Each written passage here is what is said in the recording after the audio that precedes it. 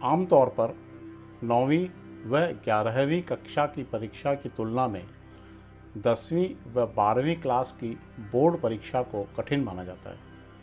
इस कारण 10वीं व 12वीं की परीक्षा देने वाले विद्यार्थी पढ़ाई पर ज़्यादा ध्यान देते हैं। विशेष रूप से सुबह जल्दी उठकर पढ़ते हैं, क्योंकि शांत वातावरण में पढ़ा हुआ स्मृति में जल्द संग्रहित होता है। सुबह जल्द उठने के लिए घड़ी में अलार्म सेट करते हैं। मैं जब 10वीं में था तो किसी ने एक प्रयोग बताया। वो ये कि आप अपने तकिए पर हाथ रखकर उसे संदेश दीजिए कि हे तकिया देवता, मुझे सुबह 4 बजे उठा देना। मैंने इस प्रयोग को करके देखा। आप यकीन करें या न करें, मगर मेरा अनुभव यह है कि वाकई मेरी नींद अपेक्षित समय पर अपने आप खुल जाती थी। कुछ बड़ा होने पर मैंने इसका राज जानने की कोशिश की। जिज्ञासा थी कि क्या वाकई एक निर्जीव तकिया हमारे आदेश को मानता है। स्वाभाविक सी बात है कि ऐसा हो नहीं सकता, हो भी तो पता नहीं, मगर मैं जिस निष्कर्ष पर पहुंचा वह आपसे साझा करता हूं। असल में तकिया एक निमित्त मात्र है। जैसे ही हम तकिए को आदेश देते हैं तो वह आदेश हमारे अंतर्मन में चला जाता है। वस्तुतः वही अंतर्मन काम करता है। जैसे एक भौतिक घड़ी है, वैसे ही हमारे भीतर एक बायोलॉजिकल घड़ी है। अंतर्मन उस बायोलॉजिकल घड़ी का इस्तेमाल करते हुए हमें निर्धारित समय पर जगा देता है, और हमें लगता है कि ऐसा तकिए ने किया है। हालांकि हम चाहें तो अपने अंतर्मन को सीधे भी आदेश दे सकते हैं, मगर वह आसान नहीं है। इस कारण निमित्त के रूप में तकिए का इस्तेमाल करना पड़ता है। यह ठीक वैसे ही है जैसे भगवान सर्वत्र हैं और उनको कहीं भी याद किया जा सकता है, लेकिन हम उसके लिए मंदिर जाकर मूर्ति का इस्तेमाल करते हैं। मूर्ति निमित्त मात्र है, मगर वहाँ का वातावरण हमें भगवान पर ध्यान केंद्रित करने में सहायक होता है। बिना मूर्ति के भी ध्यान हो सकता है, मगर वह आसान नहीं है। मन बहुत चंचल है, उसे भीतर से स्थिर करना कठिन है। इसलिए हम बाहर की मूर्ति का इस्तेमाल करते हैं, जिस पर ध्यान केंद्रित करना अपेक्षाकृत आसान है। ये तो हुई तकिए की बात, मगर आपको ये ख्याल में होगा कि बिना तकिए के प्रयोग के भी सुबह एक निश्चित समय के आसपास हमारी नींद अपने आप खुल जाती है। यह काम हमारी बायोलॉजिकल घड़ी ही करती है। बायोलॉजिकल घड़ी की बात चली है तो मेरी यह समझ भी आपसे शेयर कर लेता हूँ।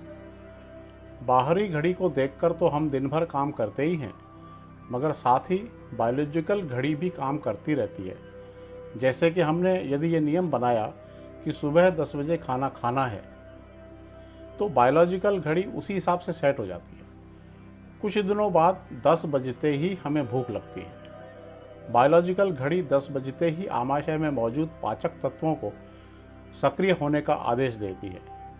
इसीलिए कहा जाता है कि निश्चित समय पर खाना खाने से वह आसानी से पचता है, क्योंकि उस समय भोजन को पचाने वाले रस सक्रिय होते हैं।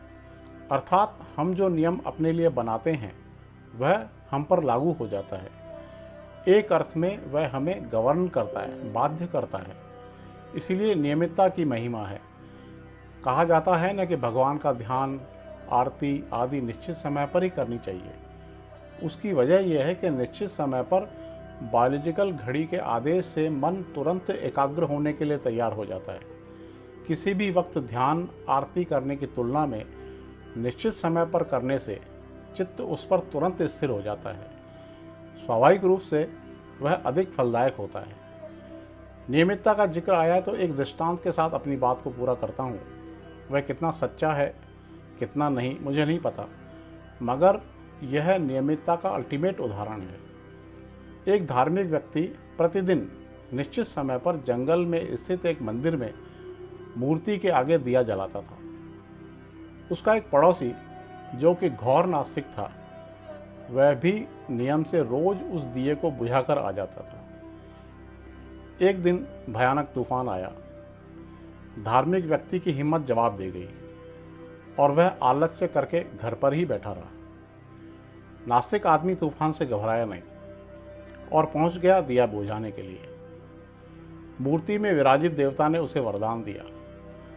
धार्मिक आदमी को जब यह पता लगा कि देवता ने नास्तिक को वरदान दिया है, तो वह पहुंच गया मंदिर और मूर्ति से शिकायत की कि मैं तो रोज़ आपके सामने श्रद्धा से दिया जलाता हूँ, जबकि नास्तिक आदमी आपका अनादर करते हुए दिया बुझा देता है, फिर भी आपने उसे वरदान क्यों दिया।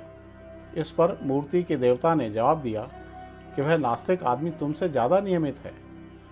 अपने नियम की पालना करने के लिए उसने तूफान की भी परवाह नहीं की, इसलिए उससे प्रसन्न होकर मैंने उसे वरदान दिया है ना दिलचस्प किस्सा।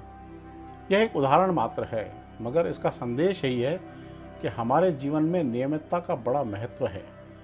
जैसे सृष्टि का नियंता सूर्य निश्चित समय पर उदय होता है और निश्चित समय पर ही अस्त होता है, ठीक उसी प्रकार हमें भी नियमपूर्वक रहना चाहिए।